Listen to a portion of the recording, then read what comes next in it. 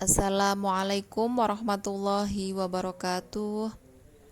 Semoga Ananda semua dalam keadaan sehat dan hari ini kita akan belajar bersama belajar tematik pada tema 3 subtema 1 pembelajaran kelima. Jadi sebelum memulai belajar silahkan Ananda berdoa dalam hati dan disiapkan pensil dan penanya. Kita masuk pada pembelajaran 5. Di situ ada kegiatan ayo berlatih di halaman 42.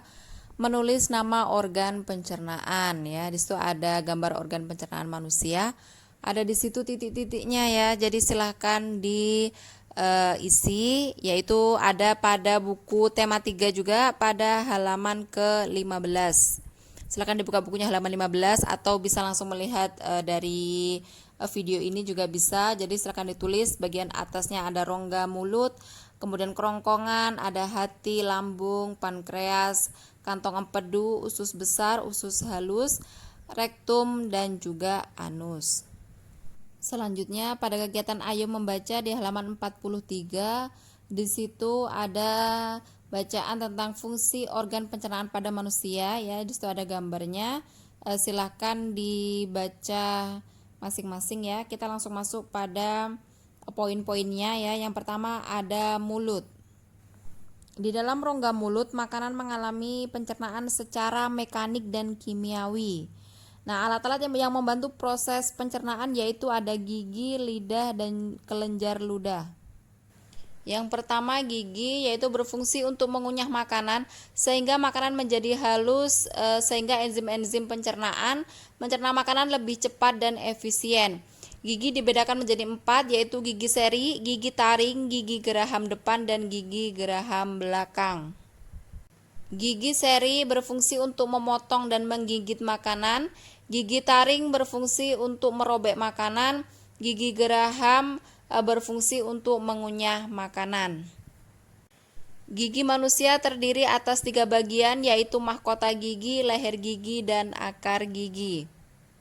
Yang kedua yaitu lidah, berfungsi untuk mengaduk makanan di dalam rongga mulut dan membantu mendorong makanan atau proses penelanan.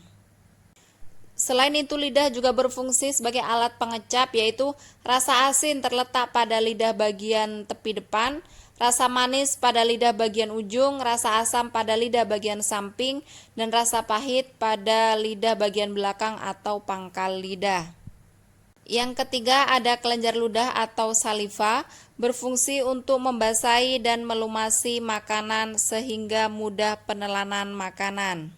Selain itu, ludah juga melindungi selaput mulut terhadap rasa panas, dingin, asam, dan basah. Ludah dihasilkan dari kelenjar ludah. Di dalam ludah terdapat enzim tialin atau amilase. Yang kedua ada kerongkongan atau esofagus, merupakan saluran penghubung antara rongga mulut dan lambung. Kerongkongan berfungsi sebagai jalan bagi makanan yang telah dikunyah dari mulut menuju lambung. Otot kerongkongan dapat berkontraksi secara bergelombang sehingga mendorong makanan masuk ke dalam lambung. Nah, gerakan kerongkongan ini disebut dengan gerakan peristaltik.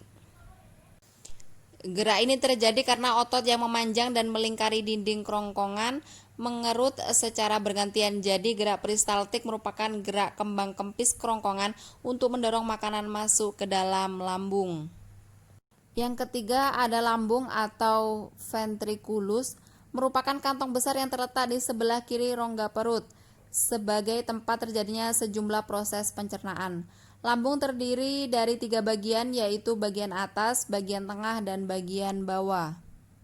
Di dalam lambung terjadi gerakan mengadu. Gerakan mengadu terjadi terus-menerus baik pada saat lambung berisi makanan maupun pada saat lambung kosong. Jika lambung berisi makanan, gerakan mengaduk lebih giat dibanding saat lambung kosong. Makanan umumnya bertahan 3-4 jam di dalam lambung. Makanan berserat bahkan dapat bertahan lebih lama. Dari lambung, makanan sedikit demi sedikit keluar menuju usus 12 jari melalui sphincter pylorus. Yang keempat ada usus halus. Usus halus merupakan tempat penyerapan sari-sari makanan dan tempat terjadinya proses pencernaan yang paling panjang. Usus halus terdiri atas usus 12 jari, usus kosong, dan usus penyerap. Di dalam usus halus terjadi proses pencernaan kimiawi dengan melibatkan berbagai enzim pencernaan. Karbohidrat dicerna menjadi glukosa, lemak dicerna menjadi asam lemak dan gliserol, serta protein dicerna menjadi asam amino. Jadi pada usus 12 jari seluruh proses pencernaan karbohidrat, lemak, dan protein diselesaikan. Selanjutnya proses penyerapan akan berlangsung di usus kosong dan sebagian besar di usus penyerap. Karbohidrat diserap dalam bentuk glukosa, lemak diserap dalam bentuk asam lemak dan gliserol, serta protein diserap dalam bentuk asam amino. Vitamin dan mineral tidak mengalami pencernaan dan dapat langsung diserap oleh usus halus. Yang kelima ada usus besar. Makanan yang tidak dicerna di usus halus, misalnya selulosa bersama dengan lendir akan menuju ke usus besar menjadi feses. Di dalam usus besar terdapat bakteri E. coli. Bakteri ini membantu proses pembusukan sisa makanan dan menghasilkan vitamin K. Vitamin K berperan penting dalam proses pembekuan darah. Sisa makanan dalam usus besar masuk banyak mengandung air. Karena tubuh memerlukan air, sebagian besar air diserap kembali ke usus besar. Penyerapan kembali air merupakan fungsi penting dari usus besar. Yang terakhir ada anus. Anus merupakan lubang tempat pembuangan feses dari tubuh.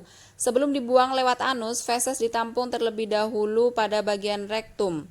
Apabila feses sudah siap dibuang, otot sphincter mengatur pembukaan dan penutupan anus, sehingga proses defeksi atau buang air besar dilakukan dengan sadar dan akibatnya feses dapat terdorong keluar anus.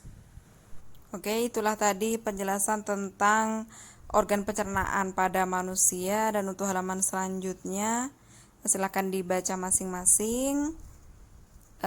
Dan sampai di sini pembelajaran hari ini, dan untuk tugasnya yaitu membaca ya. Jadi Ustazah harap Anda semua rajin membaca secara mandiri dan digaris bawah hal-hal yang penting. Oke, sampai di sini pembelajaran hari ini, dan Ustazah akhiri. Wassalamualaikum warahmatullahi wabarakatuh.